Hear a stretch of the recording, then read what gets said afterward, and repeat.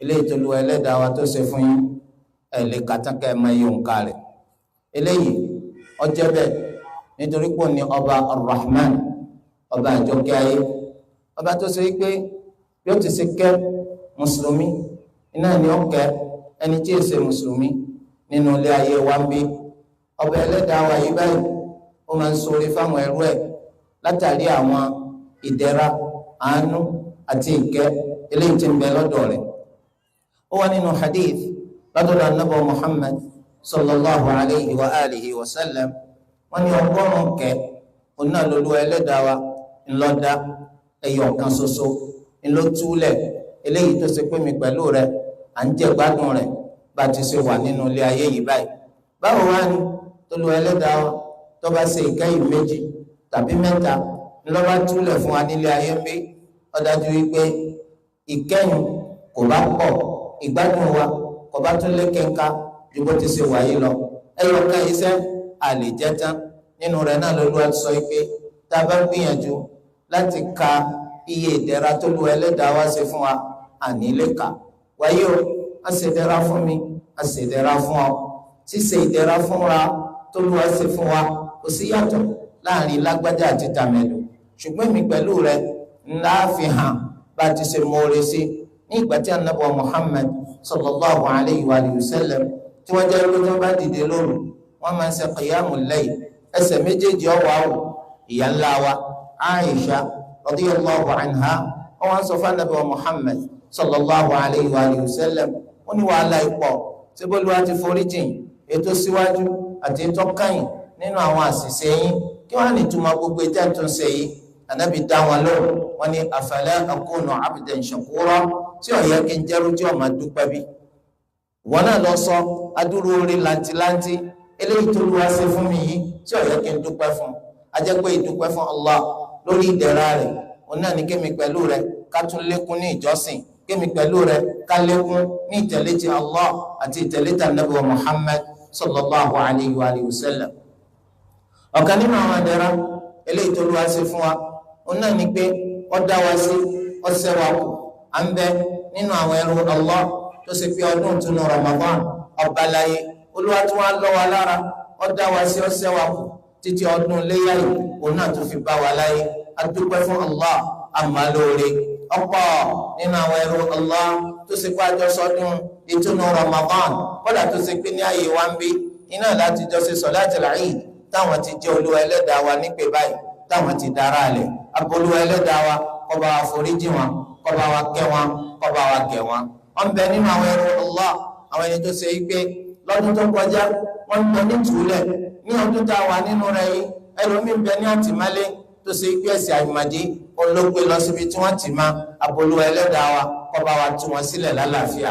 Akramakumullah, àwọn ìdẹ̀ra tó lù wá ń ṣe fún wa wọ́n pọ̀ púpọ̀. Ṣé ìdẹ̀ra tàlàáfíà lọ fẹ́ wò ni tàbí ìdẹ̀ra tí ìbùkún tó lù wá ń ṣe fún ọ nípa gbogbo ọ̀làṣírí? Ọ̀ máa ń sápé kó tó di pọ́ jẹun, ọ̀ sápé kó tó di pọ́ rásọ̀wọ̀ sọ́rùn, ọ̀ sápé kó tó di pọ́ orí bùgbé. Èwo ni ọ̀tọ̀ dúpẹ́ fún Allahu azza wa jalla? Olúwa ẹlẹ́dàá wa ó fún ọ ní ìyàwó fẹ́ ọ̀pọ̀ ọlábẹ́. Èwo ni ọ̀tọ̀ dúpẹ́ fún Allah? Olúwa ẹlẹ́dàá wa ó fún ọ lọ́kọ ní kò sí ọlágàn. Èwo ni ọ̀tọ̀ dúpẹ́ fún Allah? Olúwa ẹlẹ́dàá wa ó sì ọ lóní làákàyè tó ṣe pé tó máa ń sọ̀rọ̀ ọ̀rọ̀ tí wọ́n ń sọ yíyọ kódà ń bẹ nínú àwọn èèyàn tó ṣe pé ọ̀rọ̀ tí wọ́n ń sọ yìí máa yí ìjọ ẹni tó sọ̀rọ̀.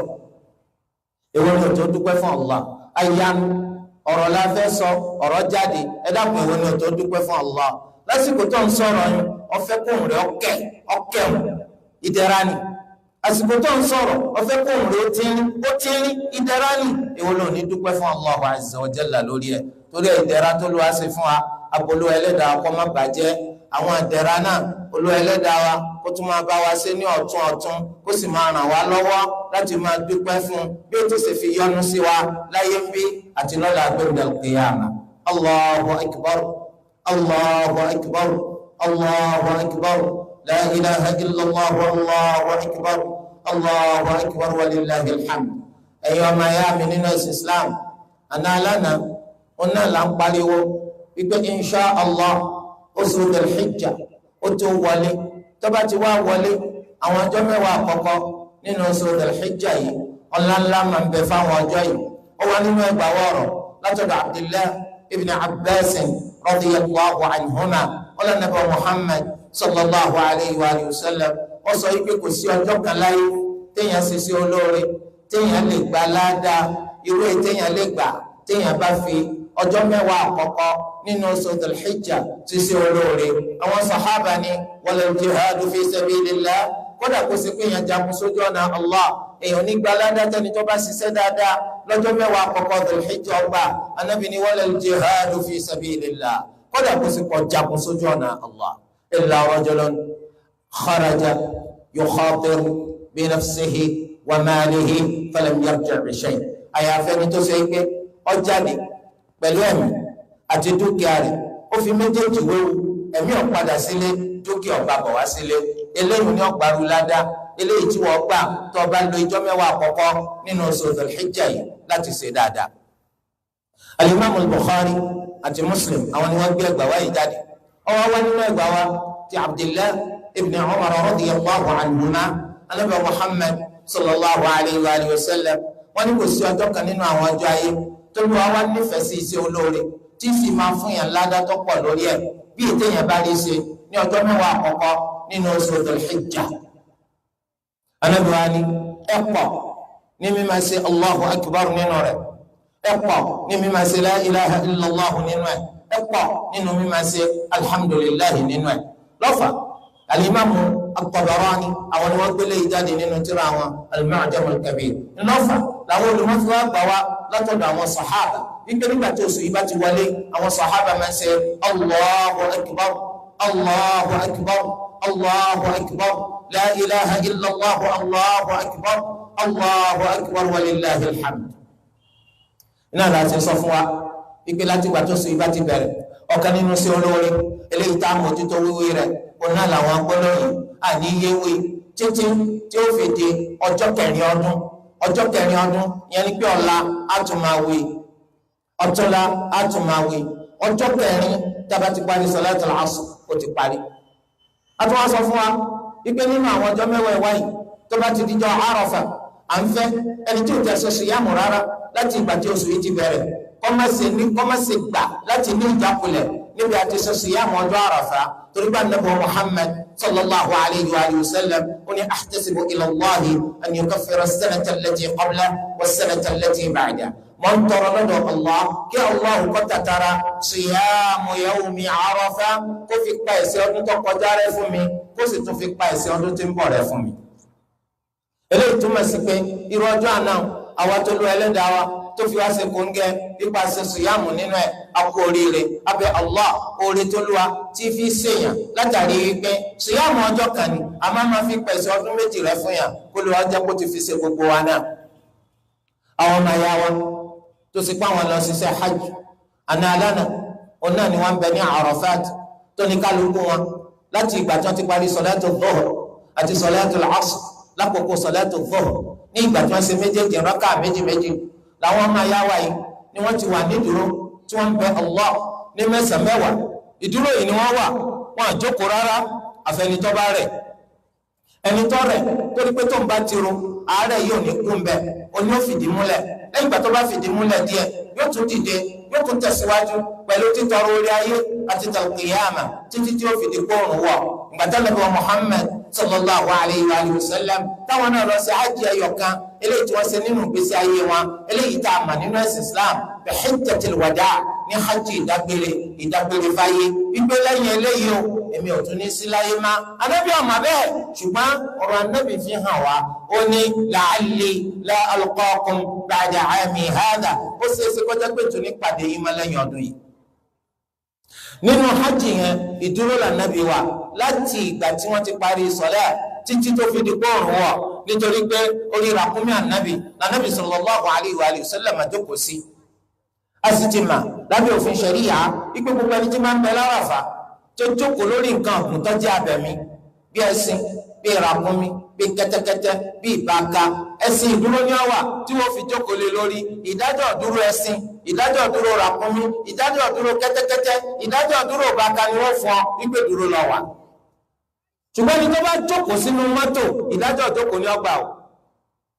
mọ́tò dúró kìí sábẹ̀mí o torí bó bá jókòó àmọ́ yàtọ̀ jókòó mọ́tò yàtọ̀ sí dúró rẹ̀ àmẹ́sìn àtàwọn nǹkan abẹ̀mí àmọ́ yàtọ̀ dúró wọn sí ìjókòó wọn. wáyé anabi sallallahu alayhi wa sallam ọwọ́ ni khayru du'a yawmi Arafa wa khayru ma qultuhu ana wan nabiyyuna qabli la ilaha illallah wahdahu la sharika lahu lahul mulk wa lahul hamd wa huwa ala kulli shay'in qadir. àdúà tó lóore jù ọ̀nà làdúà tó Àràfà nítorí wàá lóore jù tèmi àtàwọn anábì tó síwájú mi tá a sọ lọ́jọ́ Àràfà ládùá ọ̀nà ni la ilaha illallah wahdahu la sharika lahu lahul mulk wa lahul hamd wa huwa ala kulli shay'in qadir. iná làṣẹṣẹ wa lójú kòkòrò ìgbé lánàá wọn lọ hajj ńlọ hajj kí gbogbo wa ká máa wí gbólóhùn kọ́pọ̀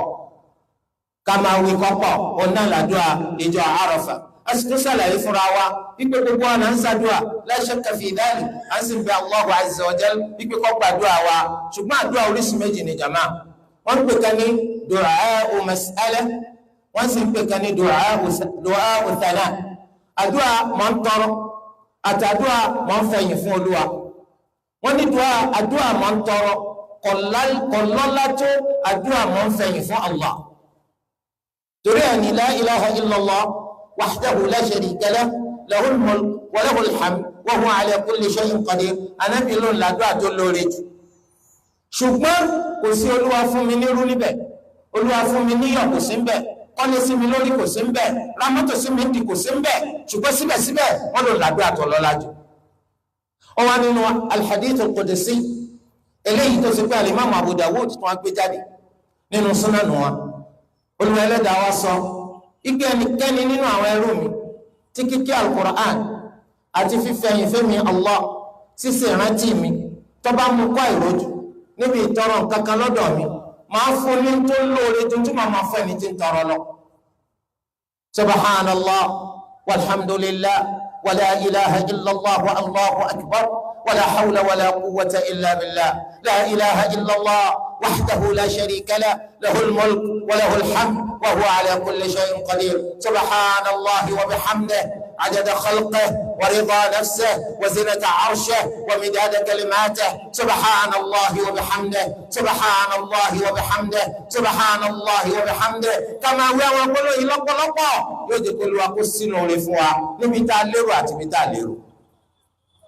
ويقول لببه أقبتك كما سدوا أقبتك كما تربو بتا منفع لدى الله عز وجل انتبان سيو والولد وانكو في الله kọbọ ọmọ kú níjọba fẹ́ ọ̀dọ̀ rẹ̀ ní kó gbé bùkátà rẹ̀ lọ kọbọ bíà rẹ̀ kò sí ẹ̀dá kan èèyàn ni àǹjànú tàbí màláìkà tó lè gbọ́ bùkátà ẹnikẹ́ni fẹ́nikẹ́ni. Olúwa Ẹlẹ́dàá wa òun ló máa ń dání lóhùn. amman yujibul mudtarra idha da'a wa yakshifu as-su'. tani máa ń dání tó bá wà nínú pọ́njú lóhùn nígbà tó bá pè Allah. ta ló máa ń gbá burúkú Allah. lábẹ́ bẹ́ẹ̀ ẹ̀rí lábẹ́ àwọn sunna Nabi Muhammad sallallahu alayhi wa sallam Ànábì ní ẹ máa wí báyìí ẹ máa wí báyìí ẹ máa wí báyìí ẹ jẹ́ ká mójútó ẹ má jẹ́ àfojú tínrín rẹ̀ ẹ má jẹ́ àfojú pálapà rẹ̀ ká má fetí pálapà rẹ̀ ká má fojú tínrín rẹ̀ nítorí pé nínú mímójútó àwọn nǹkan àìmọye orí ńláńlá lÓlúwa máa ṣe fún wa. lápèjúwe Ànábì sallallahu alayhi wa sallam ó ní a'udhu bi kalimati llahi tammati min sharri ma khalaq. tẹ́ bá wí lẹ́ẹ̀mẹ́ta lójúmọ́ kan aburú ò ní ṣe yín. bisimilahi alladhi la yadurru ma'a ismihi shay'un fil ardi wala fis sama' wa huwa as-sami'ul 'alim. tẹ́ bá wí lẹ́ẹ̀mẹ́ta láàárọ̀ aburú ò ní ṣe yín títí tí ó fi di kóòrùn wọ̀. tẹ́ bá wí lẹ́ẹ̀mẹ́ta lẹ́yìn ìgbà tó òrùn wọ̀ aburú ò ní ṣe yín títí tí ó fi di pálífàjàrí yọ. gbogbo àwọn eléyìí wọ́n bẹ nínú nǹkan tèmi pẹ̀lú rẹ tó yẹ ká há sórí. wọ́n bẹ nínú tèmi pẹ̀lú rẹ tó yẹ ká fi kọ́ ma wa tó yẹ ká fi kọ́ ìyàwó wa bí ìyàwó lọ́mọ kó fi kọ́kọ́ rẹ̀ tó yẹ ká fi kọ́ àbúrò wa tó yẹ ká fi kọ́ ẹ̀gbọ́n wa nítorí pé mùsùlùmí là wa. àwọn tí ó wúlò fáwa nù kí ẹsẹ̀ ká máa tán rẹ ní jẹ́dá nù kọ́ máa pọ́ ọmọ eléégún ni ọ́ ò lè má pọ̀fọ̀ ọmọ olóró ni ọ́ kí ló ní pọ̀fọ̀ sí Ṣàngó olólùwà tiẹ̀ kí ló ní pọ̀fọ̀ sí ọ̀ntara rẹ̀ dànù títí tí gbogbo yóò fi dòkodoro dòdòdó mọ́ ọ lọ́wọ́ tó fi lọ pàtọ́ lọ kábàámà ẹ̀rí dáná bí kọ́ wa yìí kọ̀nánilẹ́gùn kọ̀nánilóògùn kọ̀ọ̀kan ti sàdúrà yìí ni tọba ti wí lẹ́ẹ̀mẹ́ta lójúmọ́ ó tó. sì nígbàgbọ́ wípé bá nàbì ṣe sọ náà ni ó rí ṣùgbọ́n o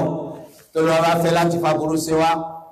tọba kádàrá pa ìdánṣẹlẹ̀ agbàgbé láti wí o bẹ́ẹ̀ ni ó wà nínú ẹgbàá wọ̀rọ̀ láti ọ̀dọ̀ Aban ibn Uthman radiyallahu anhu ó ní mo gbọ́ tí bàbá mi Uthman ibn Affan radiyallahu anhu tó sọ ó lọ́nà bí Muhammad sallallahu alayhi wa sallam ó ní bisimilahi alladhi la yadurru ma'a ismihi shay'un fil ardi wala fis sama' wa huwa as-sami'ul 'alim ẹnikẹ́ni tó bá wí gbólóhùn yìí lẹ́ẹ̀mẹ́ta lówùúrọ̀ ọjọ́ kan aburú ò ní ṣe títí tí ó fi di kó òrùn wọ̀ tó bá tún wí lẹ́ẹ̀mẹ́ta lẹ́yìn ìgbà tó òrùn wọ̀ aburú ò ní ṣe kálífàjárì ó fi yọ. ó wá sọ̀rọ̀ yìí tán ẹni tó wá ń gbọ́ ọ̀rọ̀ yìí gbà lọ́wọ́ rẹ̀ tó fẹ́ gbà wá fún wa ó wá tẹjú mẹ́ni tó bá sọ̀rọ̀ ọ̀lànàbí sọ báyìí igi tá a bá wí gbólóhùn mẹ́ta yìí aburú ò ní ṣe wa. ó wá tẹjú mọ́ débi wípé àbáànù náà fi fura wípé bí ìgbà tẹ́lẹ̀ yìí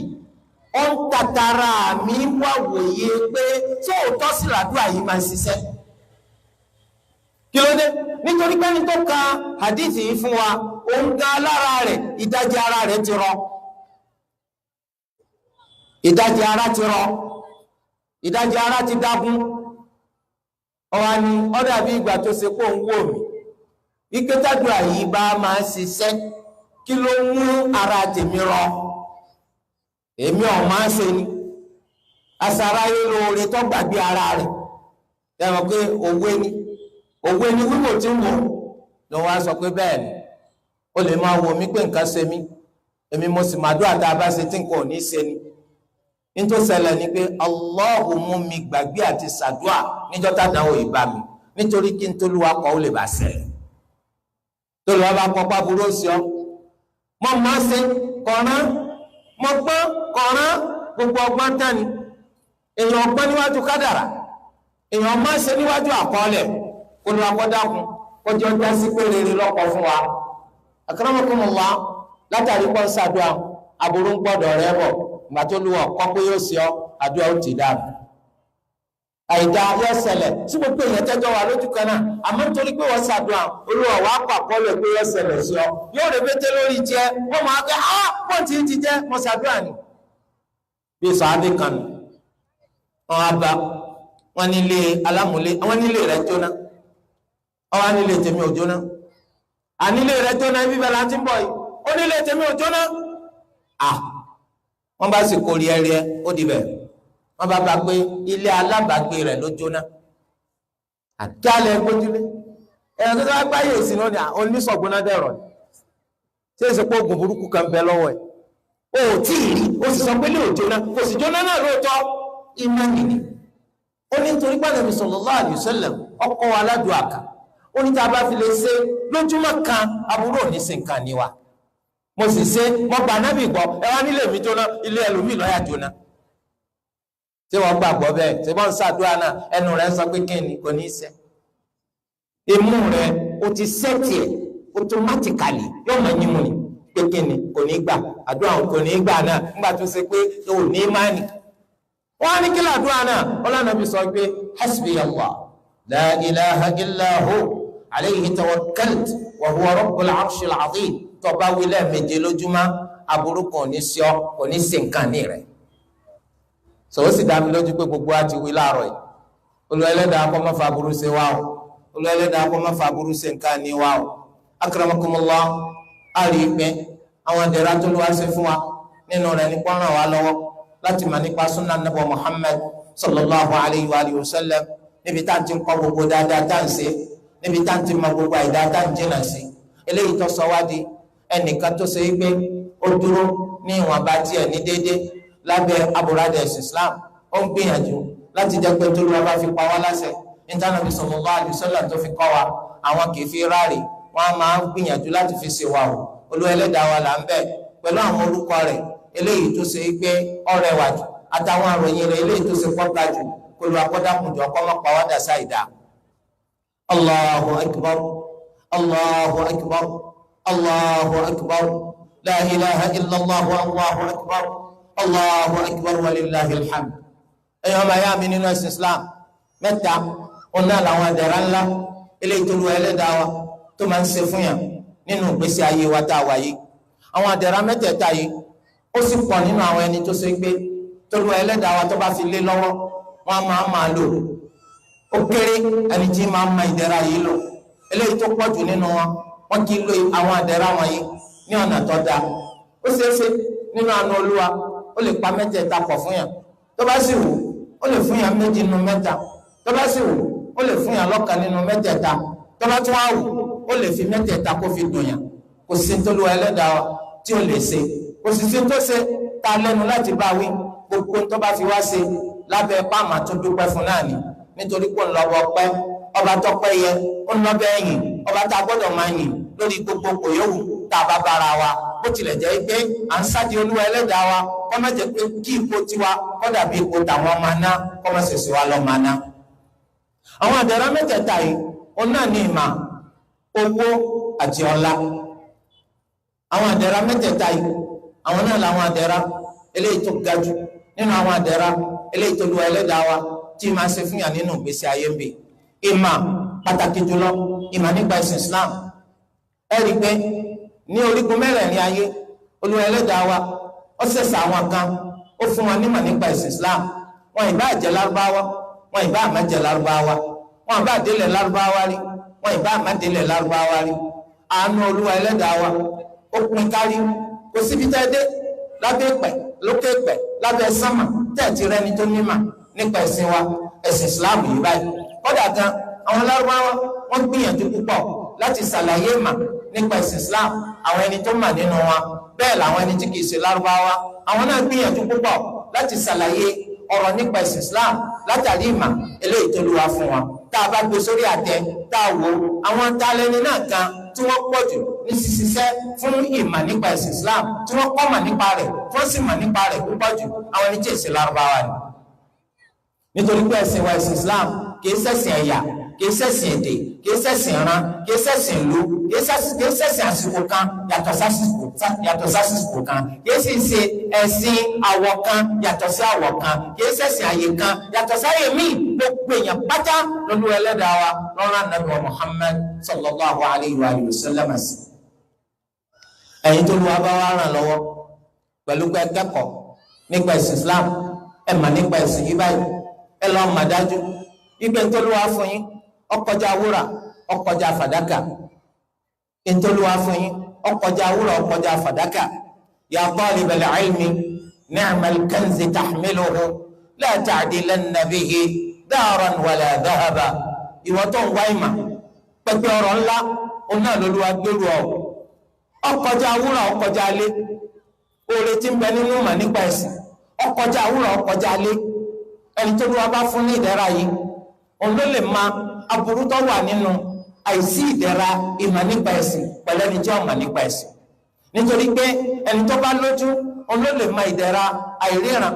ẹni tó bá lè sọ̀rọ̀ ló lè ma ìdẹ̀ra yíya ayaya àìrọ́rọ̀ sọ ẹni tó ló wá bá fún létí tí fi ń gbọ́rọ̀ òun ló lè ma ìdẹ̀ra eléyìí tí ń bẹ nínú gbọ́rọ̀ yàtọ̀ sẹ́ni tó lu ẹlẹ́dàá wa tó sì ládìtì ìmọ̀ tó lu wa fún yín yìí báyìí gbogbo ma lọ́gá o gbogbo ma lọ́ pàtàkì o ṣùgbọ́n ìmọ̀ nípa ẹ̀sìn Islam ó kà ju gbogbo ma lọ ìmọ̀ nípa ẹ̀sìn Islam ó pàtàkì ju gbogbo ma lọ nínú ẹgbàá ọ̀rọ̀ látọ̀dọ̀ Muawiya ibn Abi Sufyan radiyallahu anhuma eléyìí tí Imam al-Bukhari àti Muslim tí wọ́n gbé jáde anabi Muhammad sallallahu alayhi wa sallam wọ́n ní man yuridillahu bihi khayran yufaqqihhu fid-din gbogbo ẹnikẹ́ni tí Olúwa bá ro rere rò yóò fún ní ìmọ̀ àgbọ́yé nípa ẹ̀sìn àjẹ́ ìpè ẹ̀yin tẹ́ ẹ máa nípa ẹ̀sìn Islam Olúwa ti ro rere ròyìn Olúwa ro rere sára ìwà yín àti wúlò ìwà mi ọ̀dà báwo ni màmí ò ṣe wúlò tí ìwà mi ọ̀dà ṣe bí tó bá jẹ́ pé nǹkan tí mò ń sọ ọba jẹ́ pé wúlò náà ebí mi ló yẹ kí n kọ́kọ́ máa lò èmi ló yẹ kí n kọ́kọ́ máa fi ṣàǹfààní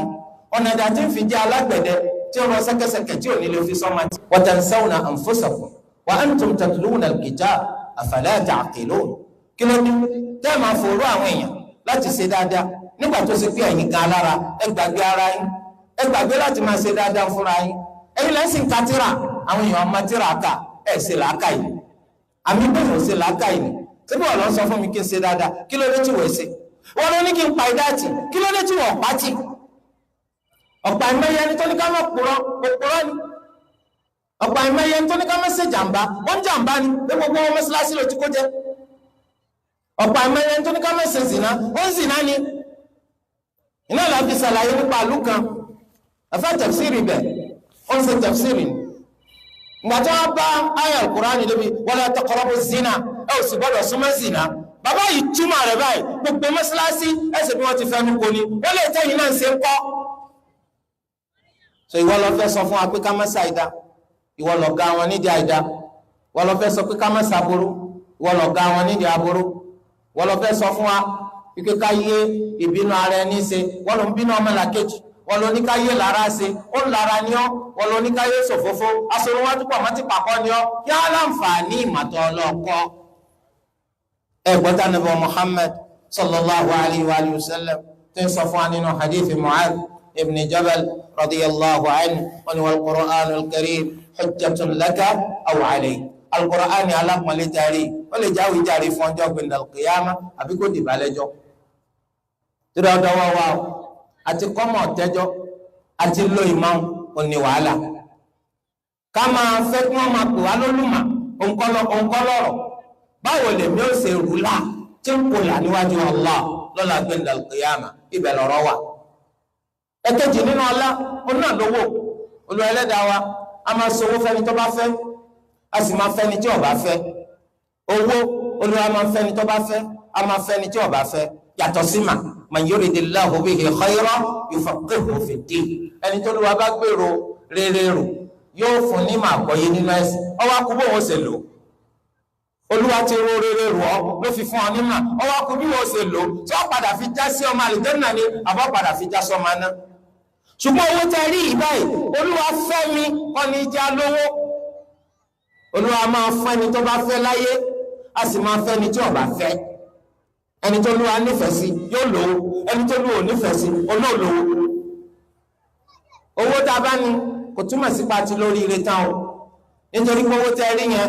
lọ́dọ̀ ọ̀pọ̀lọpọ̀ nínú àwọn èèyàn ibẹ̀ lórí ire bẹ̀rẹ̀ ibẹ̀ ló pin sí. àwọn máa lérò yìí pé tá a bá ti lówó tiwa ti dáa, kọ́dà àwọn tó máa da lásà pé tó bá ti yẹ wá láyé yóò yẹ wá lọ́rùn kẹ́nìkan má dẹrù bà wá. wọ́n máa lérò yìí pé mo kówó jọ owó pọ̀ ibẹ̀ lórí ire wà, kéésì ibẹ̀ lórí ire wà. èèyàn mélòó ló lówó tó fowó rẹ̀ ṣe rere? èèyàn mélòó ló lówó tó nǹkan alára tó lo owó nfàǹfààní ara rẹ̀? èèyàn mélòó ló lówó tó fowó yìí tó fi sọmọ aráyé lóore? ẹ̀yin ọmọ ayá wa tẹ́ jẹ́ mùsùlùmí torí Ẹlẹ́dàá wa bùkún yín tẹ́ jẹ́ lówó, mélòó nínú yín ló lówó tí fi rẹ̀sì Islam lọ́wọ́? mélòó nínú yín lọ̀rọ̀ ẹ̀sìn Islam ló mú lómi? tẹ́bí tẹ́ bá ti sọ̀rọ̀ pé ẹ̀rẹ̀sìn lọ́wọ́ ó ti lórí fúyà ìgbé kíni ó àrùn ni sẹ́yìn náà lọ sí wàhálà tá a ṣe ká tó rówó ẹ̀lẹ́ o bàbá wàhálà. ṣé wọ́n á sọ pé bàbá ṣe lè ṣe wàhálà sí lálówó ni? ó ṣe wàhálà tó àwọn aláàrò tó ń ru àpò àgbàdo àti àpò ẹ̀wà. ìwọ ò tó bẹ́ẹ̀ tó bá ru sẹ̀mọ́vìtà 10 kg ìwọ bàbá olówó wa ó dájú péjọ méjì wọ́n máa fi rọ́ọ̀bù fi bọ́ ọ lórí bọ́ ọ lọ́rùn. àwọn aláàrù yìí àwọn lè ru àpò ẹ̀wọ̀ gọ́ọ̀n láàrin wákàtí kan tí ó sì ní mọ̀ pé kankan sí òun pé ṣé tirẹ́là kan tó kùtà tó fẹ́ já ni. Allahu akbar. ọ̀nbẹ nínú wọn ẹni tó gbé simẹ́ǹtì méjì sórí. simẹ́ǹtì ẹyọ kan wọ́n sọ pé 50 kg méjì di 100 kg. wàláhì ẹlòmí ọrù báyìí kò ní mà pé ń pè nǹkan. èyí láti máa sàánú tó mi bá tún pé àfẹ́ kí yóò kú sọ́dọ̀ wa. ọ̀rá ni sówó wá rọrùn ni wọ́n mọ wàhálà kan ṣe tí wọ́n fi ṣé wàhálà rẹ ló bí owó àbówó Allah láti fún ọ lówó. owó tó wá rí tó ti torí ẹ tó fi jápa òfìlélẹ̀ ọgbà ìdálẹ̀ lọ ọgbà lókèrè lọ kọ̀ọ̀rán ti ilé má omi ti wálé ní ìsìn ó ti tó gún ọdún ọlọ́dún mẹ́ẹ̀ẹ́dọ́gbọ̀n wà ń bẹ̀. ìlú òkèrè tó lọ gbogbo wàhálà tó ń ṣe láti kówó jọ tó sì rántí pé tá a bá kú alkiyama wà àbórí owó náà lọ parí sí bó láti kó jọ báwo lógún ó ṣe dogójì orí rẹ̀ náà la wà owó yín tá ní ààrí orí pa rẹ̀ nídìí pẹ́ẹ́rẹ́ ẹ̀sìn Islam lọ́wọ́. ẹni pé láwùjọ wa ẹ̀sìn Islam ìlọsíwájú tó yẹ kó bá nípa àwọn nǹkan oríṣiríṣi lọ́nà ọ̀nà kọ́nà eléyìí tó kù káàtà ká náwó sí tó bá ti kàkà náwó oníkálukú yọ sẹ́ni oníkálukú yọ sẹ́ni ó wá dàbí ìgbà tó sì pé kálukú ń pòwe ìgbésẹ̀ bí sẹ́ Allahu lẹ́pẹ́ kí Allahu ló ṣiṣẹ́ tiẹ̀ kálukú ló ṣiṣẹ́ tiẹ̀ ní Allahu akbar tí bó ṣe yẹ kó rí nu ìbọlúwa náà ló fún wa lówó ṣèbí tẹ́lẹ̀tẹ́lẹ̀ aláìní ni wá Olúwa ẹlẹ́dàá wa yóò sì tún padà sọ wá dẹni tí ò ní má torí tó bá kú ní ìṣòwò dà tó bá ti kó owó ti lọ ẹni pé téèyàn bá ti kú tó bá ti wọnú sàárè wọ́n pè dúkìá rẹ̀ káwá pé dídákú ọlọ́jọ́ pípẹ́ lèèyàn dákú èèyàn wá rí sàárè fọ̀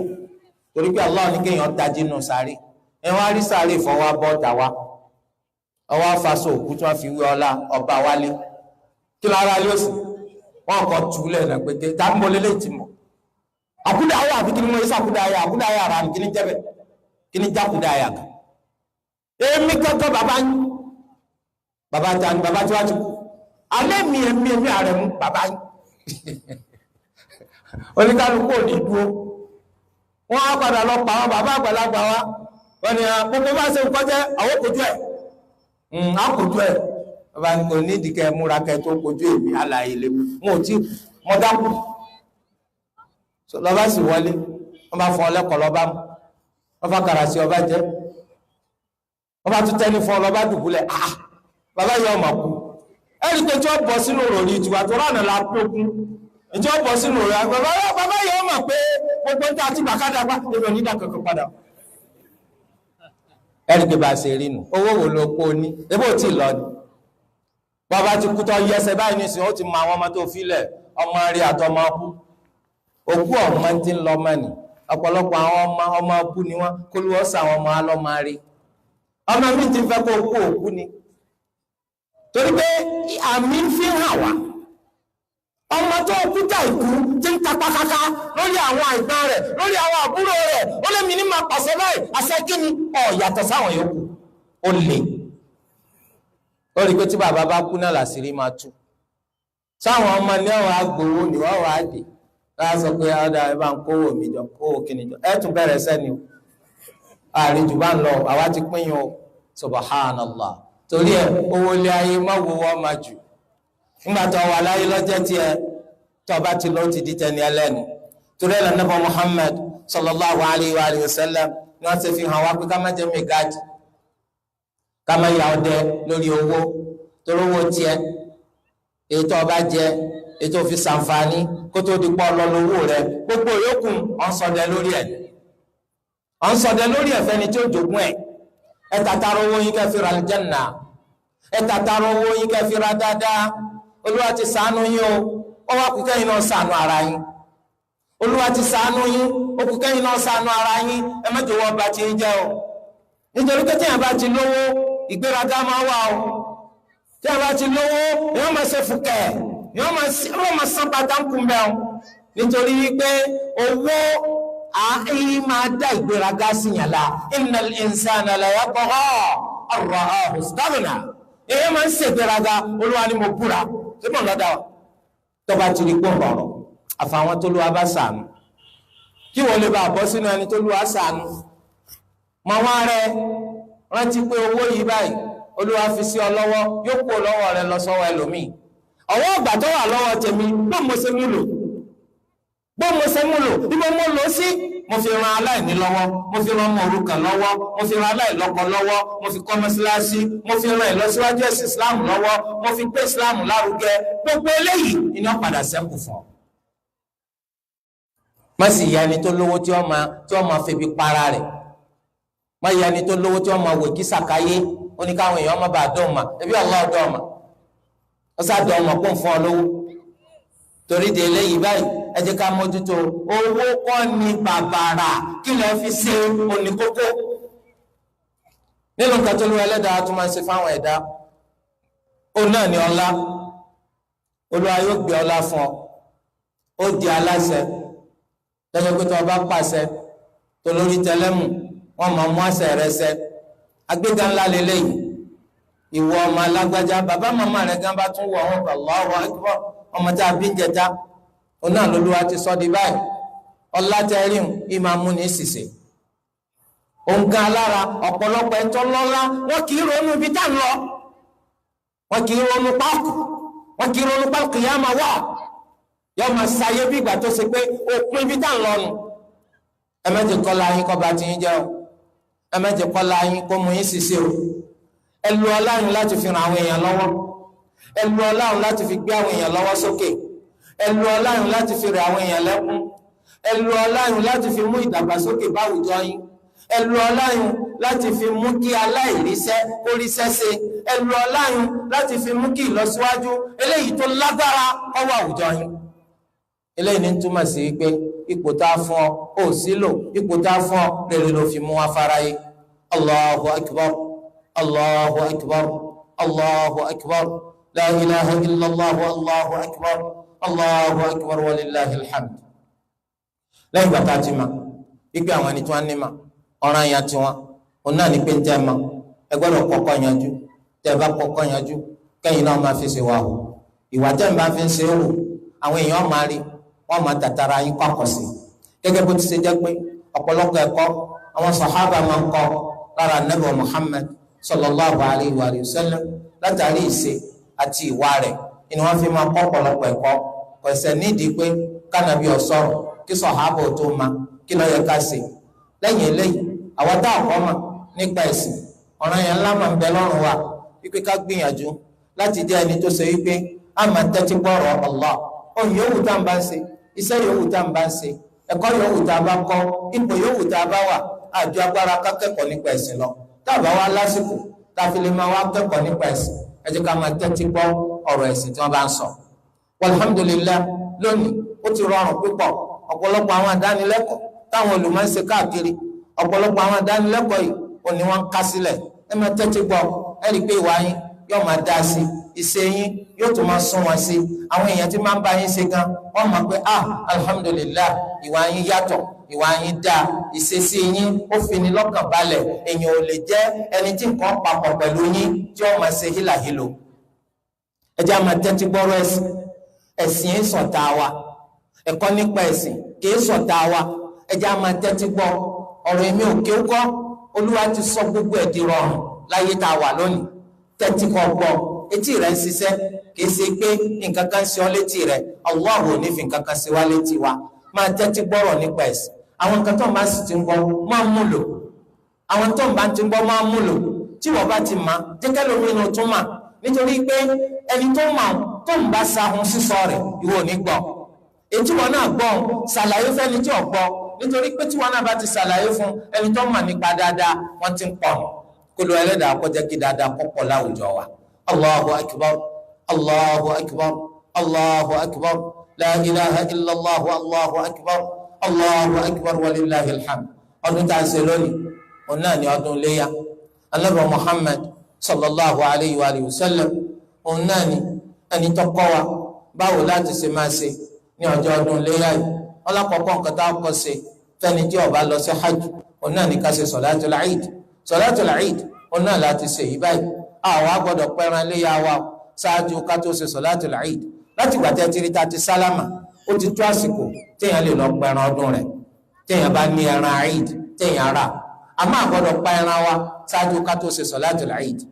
àgbọ́dọ̀ pẹran léyà wa ṣáájú ká tó ṣe sọ̀látul Eid. Ànábì lẹ́nikẹ́ni tó bá fi lè pẹran léyà rẹ̀ ṣáájú ká tó ṣe sọ̀látul Eid, ọkàn du ẹran fúnra ara rẹ̀ kó n fẹ́ jẹ ni. láyé Ànábì wa sallallahu alayhi wa sallam, ọ̀kan nínú àwọn sàhábà ó ní wà Ànábì òní ọjọ́ táwọn èèyàn máa kúndùn ẹran ni, tí wọ́n sì tẹ́ran jíjẹ sì máa sùn wọ́n máa kúndùn rẹ̀ yóò sì sùn wọ́n. ọwọ́ wù mí kọjá pé àsìkò tí wọ́n kúndùn rẹ̀ ilé mi pẹran tèmi sí lọ́jọ́ ń pa kó tó di pa ṣe sọ̀látul Eid. Ànábì ni ọkàn pa fúnra rẹ̀ nù ọ̀pẹ̀ran mi dípò rẹ̀. eléyìí túmọ̀ sí pé a gbọ́dọ̀ pẹran ṣáájú sọ̀látul Eid. ìmáàmù pẹran kọ̀ kàn mí, torí kò síbi tí Ànábì sallallahu alaihi wasallam ti sọ wípé ẹ dúró de ìmáàmù ọ̀pẹ̀ran náà, kò sádìsì náà. ṣùgbọ́n àdìsì sọ pé ẹ gbọ́dọ̀ pẹran ṣáájú sọ̀látul Eid. torí ẹ̀ ni ló ṣe jẹ́ pé ẹni tó bá lẹ́ran tó fẹ́ pa yọ pa láti gbà tá a ti parí sọ̀látul Eid. ẹran tá a máa pa fún léyà tí ó bá jágbò yóò sì jẹ́ màálù àbí kó jẹ́ ràkúnmí. tí ó bá jẹ́ pápára wa bá káàbò ajẹ́pọ̀ kan nínú àwọn ìsọ̀rí ẹran tá ń pè lágùtàn torágbò àgùtàn ni abo rẹ̀ tá ń pè lágùtàn àgùtàn ni ewúrẹ́ àgùtàn ni orúkọ àgùtàn ni ọba pẹ̀lú ìṣòro àgùtàn náà ni gbogbo àwọn eléyìí wọn wọlé ya ṣùgbọ́n tó bá ti jẹ́ pé ewúrẹ́ orúkọ mìsòrò kan lọ fẹ́ pa fúnléyà yìí ọgbọ́dọ̀ rí dájú pọ́kádún àti mọ bó ti ṣe kádùn kò ṣòro láti bí àwọn ẹni tí ń ti ewúrẹ́ abẹ́ni tí ń sin àgùtàn àwọn ọmọ ìgbà wo lẹ́rán ní máa rọyìn ọmọ ọdún mélòó ni ọmọ oṣù mélòó ni tó fi di pé ń rọyìn tó bá di pọ́ rọyìn tán ọmọ ọdún mélòó ni ọmọ oṣù mélòó ni àwọn mà tó irú ẹran tá a panu kò sí tọkàn ọ pẹ̀lú pẹ́nìkan ilé rẹ̀ ò jìnnà sí tiẹ̀ ẹran tó pa gàgàrà ni àfi bí òkú ná tiẹ̀ gbọ́ mísìn ni díẹ̀ ló fi gájú olóńgbò lọ kọ̀kọ́ sọ́sá kàdún àbí ọ̀kadún alhamdulillah ò ní wàhálà torí pé kí là ń ṣe ẹ̀sìn làwọn ń ṣe àṣe kárí mi bàbá tó lu àbò láṣìírí náà bí agbára rẹ̀ ti ṣe tónù Allah azza wa jalla ọ̀sán lẹ́sàn-án rẹ̀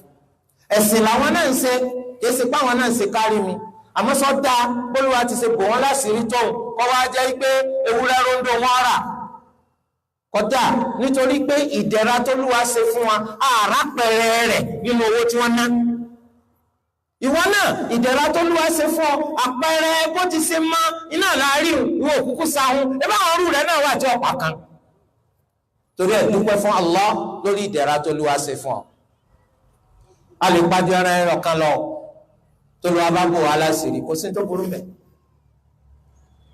a sì lè tún pa màálù gan olówó ẹ̀ ọ̀pá àgùtàn ọ̀pá màálù ó tún para kún mi gbogbo ẹ̀ lọ́jà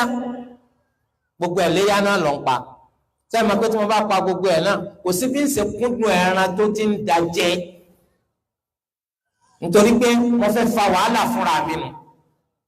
yọ́n máa yàgbẹ́ tó pé yọ́n kọjú omi tó àmọ́ ńgbà tó ra gbogbo ẹ̀ sí bí wọ́n náà ti mọ̀ kọ́ fẹ́ ṣe àwọn ẹlòmíì lóore ni kémi ó ṣe wọn lóore kí wọ́n ṣe wọn lóore orí ọ̀kárí ẹlòmíín wà akramakumullah òní ní ọ̀rẹ́rìn kò tún ní rẹ́rìn nípa ẹran mọ́dọọdún tí ń bọ̀ wàláhì kò fi ṣe kà kò rówó ra pọ̀ má gan jẹ àmọ́ nígbà tí wọ́n bá fún ó rí pé ìdùnnú ó ti kó wọnú ìgbésí ayé rẹ̀ wọn náà tún máa sọ pé Allahu akbar sẹ́mi náà wà ń pò tí wọ́n fún mi rú nǹkan báyìí alhamdulillah torí di eléyìí báyìí ọkọ lè pa kíyàwó náà pa káwọn ọmọ náà pa kìí pọ̀ jù nítorí pé kìí ṣe pé a wà lọ bẹran lórí àkìtàn nígbà ńgbà tá a ti pa tó ti pọ̀ ńkọ́ tá a fi pè ní nàkúnà kìí pọ̀ jù tá a lórí ti ń dẹran nù nígbà tí èsì pa àwọn èèyàn ti wọ ọ̀gbádùn alhamdulilayi gbogbo èèyàn wa lọ gbádùn dẹran nù báwò tó fi àwọn sọ fáwọn èèyàn pé wọ́n kọ́ bá ti pa ìyàwó ọ̀gbọ́dọ̀ pa ń bọ̀ ń bẹ̀ àdìsí ó sọkúsọ gbogbo ẹni tó bá lówó ọkọ lówó ìyàwó lówó má fi mọ̀ṣíkìlà ẹ̀yin bàbá táwọn ọmọ yín pẹran léyà tẹ̀yìn ò lè pa ẹ má bínú o Allah azza wa jalla ló bò wọn láṣìírí bẹ́ẹ̀ ẹ̀yin ò ní tọ́mọ bá fẹ́ pẹran yóò sọ wípé ìwọ Allah ẹran léyà mi ní àti tìyàwó àtọmọ mi àti ti bàbá àtìyàwó gbogbo yín ọ̀dọ̀ gbalada lọ́dọ̀ Allah so ẹ má fi ṣèbínú torí ẹ̀sìn lélẹ̀ ẹni tó bá lówó tó lè ṣe lÓlúwa fi pálásẹ̀ tó bá wà rẹran tó gun bàbá rẹ ìwọ kọ́ lọ sọ pé léyà mo bùn yín o mo bùn yín lẹ́ràn òfin ṣẹ̀rí àsọ pé téèyàn bá ti lówó láti ṣẹ̀sìn tí wọ́n máa fowó sí tẹ́nìkan bá fún ni wọn ò ní sọ pé o ti lágbà àti ṣe bàbá rí i pé òun fẹ́ pẹran fọmọ tó ń bí òun ò lówó tó wọn fi rẹran ẹran tí wọn mú àìṣe déédéé ó sì pa fún àkíkọ sáàbù bàbá àgbọ́dọ̀ bù ó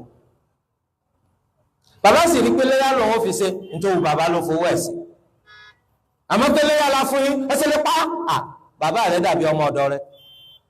kódà kó sí pọ́ ọmọ ọ̀dọ̀ rẹ̀ lóògùn ọ̀ lẹ́tọ̀ọ́ láti sọ fún bẹ́ẹ̀ torí tí wọ́n bá ti bùn yẹn ní nǹkan wọ́n kọ́ lọ́ sọ fún bí ó ṣe lò wáyé o torí gbàtà bá tó ṣe hajj láwọlé yá rárá o nínú sọkúsọ táwọn yẹn máa ń sọ nìyẹn o gbogbo ẹni tó bá jẹ́ mùsùlùmí tó bá lówó òní ọ̀pàlẹ́yà tó bá lágbára rẹ̀ mo lọ hajj kò ní í ṣe pẹ̀lú pípaléyà ntí lọ hajj kò ní í ṣe pẹ̀lú pé mo paléyà nítorí pé ntọ́ lọ sí hajj àmọ́ tó ṣe pé kò lówó tí ì paléyà ń bọ́ ní Allah ti sọ pé kó lọ jí ẹran kò ní jí ẹran ẹlẹ́ran ọ̀tọ̀ lẹ́ran tó ń pa ní hajj ọ̀tọ̀ lẹ́ran léyà ètò ń pa ní hajj wọ́n ń pè ní hadaya eléyìí tá ń pè ní léyà ó ń hìyà ó yàtọ̀ síra wọn torí ẹ̀ka kíyè sára jama àwọn ọ̀pọ̀lọpọ̀ wà tí wọ́n lọ sí hajj lọ́dọọdún yóò tún lọ máa tọrọ owó ẹ̀mẹ́jọdún ó tì mí torí pé wọ́n ní tá a bá ti lọ sí hajj tá a dé ọbẹ̀ ọ̀gbọ́dọ̀ sílẹ̀ ó sílẹ̀ mọ̀nà kí ni bẹ́ẹ̀ wọ́n yọ zakat ọdún kan wá dé ṣé jojúmọ́ ni owó ọmọ wà lọ́wọ́ wa ọdún kan dé kò sówó lọ́wọ́ mi sólù wa ní kí n lọ jalè ni wọ́n máa ń pín zakat kémi náà gbà ní. n tó ṣe wá ni pé ọ̀pọ̀lọpọ̀ kárí mi làwọn máa ń ṣe n tí èéfì rọrùn fún wọn gbà ní. nítorí lọ́dọọdún yóò sọ ẹran mọ́wájú lé aláàjì ààrẹ ran yín lọ́dún yìí bẹ́ẹ̀ ni agbára ọ̀ka kí ni bẹ́ẹ̀ kí ni bẹ́ẹ̀ bọ́bá fẹ́ pẹ́ gàrẹ́ kọ́ máa pa etí tí ń pa alátẹ̀sí kí ló sọ kó sọ kankan bẹ́ẹ̀ ni sọ́nsọ́ máa pẹ́ gàrẹ́ sọ wàá pàdé tó gbéǹde torí ẹ̀sìn lèmi ṣe ńlágbára rẹ̀ ni wáyé o tàbá tí wàá pẹ̀ràn léyà wa àwa tá a fẹ́ pẹ̀ràn léyà nǹkan kan nínú ẹran là ń fẹ́ ká kọ́kọ́ jẹ tá a bá ti pẹ̀ràn látàárọ̀ títí dìsìn àfẹ́kọ́jẹ́ pa jẹ nǹkan kan àmọ́ bàbá ti délé tá a pẹ̀ràn wa nǹkan kan nínú ẹran ni ká mú ká kọ́ jẹ eléyìí tó bá rọ̀ wá lọ́rùn jù tó bá yẹ pé bí gògóńgò rẹ ni tó bá jẹ pé bomi náà la lè tètè sáyàn tá a tètè pé kí wọ́n bá wa ṣe ká jẹ eléyìí ni àkọ́kọ́ nǹkan tá a kọ́ fi tẹnu àwọn adáàlẹ́ran pa jẹ́ǹjẹ́ rẹ kó yó kò sẹ́ni tó ní kí wọ́n má jẹun o kó tó di kó pẹ̀ràn ẹ bá wọn tí wọ́n pẹ̀ràn ní ọ̀pẹ̀ràn jẹ́ ti jẹ́ ọmọ bá wọn ṣàì jẹun ọmọ bá wọn ṣàì mú mi lórí kíni wọ́n fẹ́ fi para rẹ̀ ẹlòmíì ní ọ̀sà o wọ́n ṣe rẹ léṣe o so bó ṣe búrẹ́dì àtẹ̀wà jẹ kan àmẹ́ni tí wọ́n pẹ̀ràn ni wọ́n ní ọ̀gbọ́dọ̀ jẹ́ kankan kó tó jẹ́ pé ẹran léyà rẹ̀ náà kọ́ fi tẹ́nu tẹ́bá tí wọ́n pẹ̀ràn léyà yìí à ń fẹ́ kẹ́ ẹ mú nínú rẹ̀ tẹ́ jẹ à ń fẹ́ kẹ́ ẹ mú nínú rẹ̀ tẹ́ bùn ní lẹ́bùn à ń fẹ́ kẹ́ ẹ mú nínú rẹ̀ eléyìí tẹ́ fi ṣe sàrà nǹkan mẹ́ta gẹ́gẹ́ bá ń ṣe sẹ́ran àkíkà gẹ́gẹ́ bá ń ṣe sẹ́ran hádáyà bẹ́ẹ̀ náà la sẹ́ran ìléyà ètò bá wù yẹn múlẹ̀ kẹjẹ ètò bá wù yẹn bùnyàn ètò bá wù yẹn fi ṣe sàrà wọn bẹ nínú àwọn aṣáájú wa rere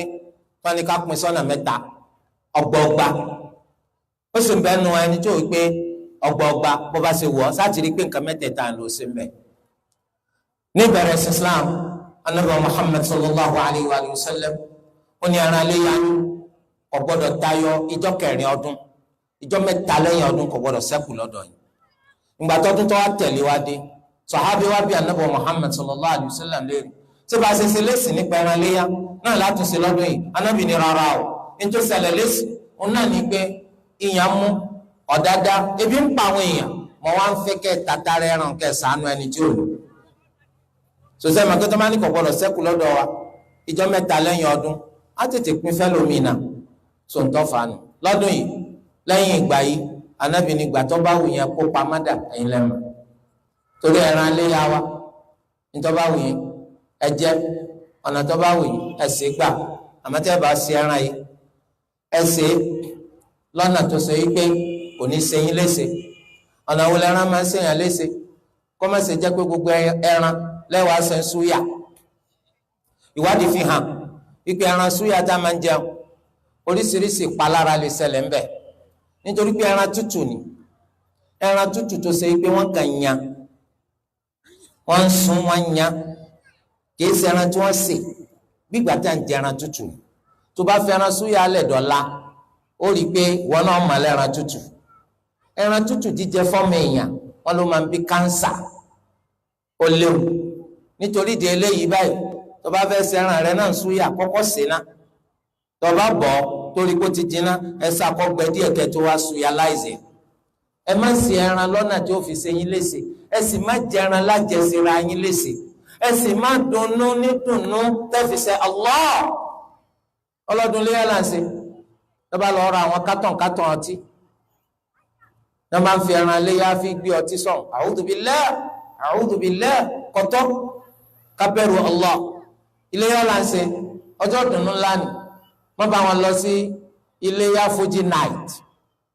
Fuji night báwo kí ló kàn wá pẹ̀lú Fuji ebi mùsùlùmí ni wọ́n kí ló fẹ́ kàn pẹ̀lú kọ́ ọmọ wa fi ẹsẹ̀ kọ́ ọmọ fi sọdún ó tún ti lọ bá wọn ra nkárá ọ̀ràn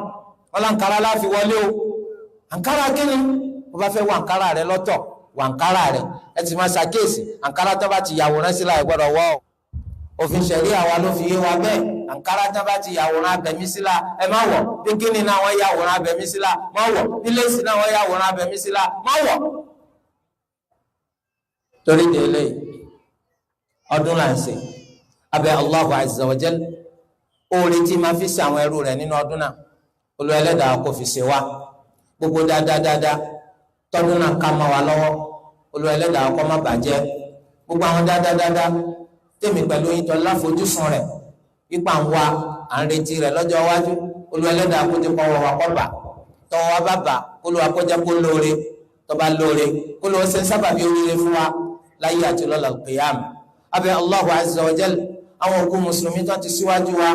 Olúwa Ẹlẹ́dàá kó bá foríjì wọn Olúwa kó bá kẹ́ wọn Olúwa kó bá gẹ̀ wọn Olúwa kó bá ṣekún sinmi fún wa Olúwa kó bá ṣe wọn lọ́mọ àlùjánnà gbogbo gbàtà àwọn náà bá ń bẹ láyé Olúwa kó jẹ́ ká máa bẹ lórí al-Islam gbogbo gbàtà Olúwa bá gbẹ̀mí wa kó gbẹ̀mí wa lórí al-iman Olúwa Ẹlẹ́dàá wa kó túbọ̀ jẹ́ àpọ̀ sí nídìí ẹ̀sìn Islam Olúwa kó túbọ̀ jẹ́ àpọ̀ sí nídìí ẹ̀sìn Islam Olúwa kó túbọ̀ jẹ́ àpọ̀ sí nídìí ẹ̀sìn Islam Olúwa dákun jọ̀wọ́ gbé wa lọ́wọ́ sókè àwa mùsùlùmí Olúwa dákun jọ̀wọ́ ràn wá lọ́wọ́ àwa mùsùlùmí Olúwa dákun jọ̀wọ́ ṣe wá lẹ́ni àgbéga ṣe wá lẹ́ni wájúwájú àwa mùsùlùmí àtàwọn ọkọ àtàwọn aya àtàwọn ọmọ Olúwa kó fi ìbùkún rẹ̀ kó fi sí wa lórí kó fi sí wa lára kó fi sílé wa kó fi sínú nǹkan ní wa Olúwa Ẹlẹ́dàá wa kó jẹ́ kó dáa fún wa láyé kó dáa fún wa lálùkìyámà àlékún dàgbàsókè àlékún lọsíwájú Olúwa kó ṣe fún wa nínú ìlú wa ń bì Olúwa kó ṣe fún wa ní ìpínlẹ̀ wa Olúwa kó ṣe fún wa lórílẹ̀-èdè wa ẹni tó ti dáa fún Olúwa kó má bà tiwọn jẹ́ ẹni tó kù díẹ̀ káàtó fún Olúwa kó gbé wọn lọ́wọ́ sókè yadik maadin fina hukmuk adlan fina qada'uk nas'aluka bikulli ismin huwa lak sammayta bihi nafsak aw anzaltahu fi kitabik aw 'allamtahu ahadan min khalqik aw ista'tharta bihi fi 'ilmi al-ghaybi 'indak an taj'ala al-Qur'ana al-'azima rabi'a qulubina wa nura sudurina وجلاء أحزاننا وهمومنا برحمتك يا أرحم الراحمين اللهم أعز الإسلام والمسلمين وأذل الشرك والمشركين ودمر أعداء الدين من الكفرة والملحدين ومن شايعهم أبي الله أولا لاجي ولو أقبع الصوم سلي ولا لا فيها ولو أقبع الصوم قد سلي ولا لا فيها ولو أقبع الصوم سلي وقد لا فيها اللهم ربنا آتنا في الدنيا حسنة وفي الآخرة حسنة وقنا عذاب النار وصلى الله وسلم وبارك على سيدنا محمد وعلى آله وصحبه أجمعين.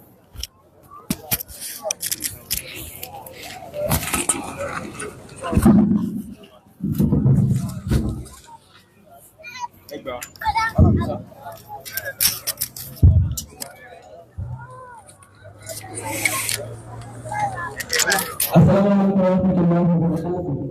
Aku waktu itu ala itu ini masih berbulan tahu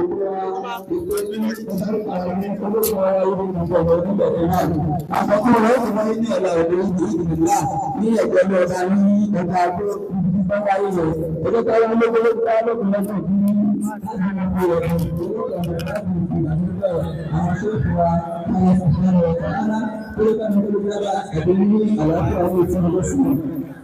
Jangan terlalu tidak benar mengapa salat asar ini bagaimana berdoa Allah Subhanahu wa taala ini usaha yang berjalan Allah Subhanahu wa taala. Assalamualaikum warahmatullahi wabarakatuh. Àwọn bí. Assalamu alaikum.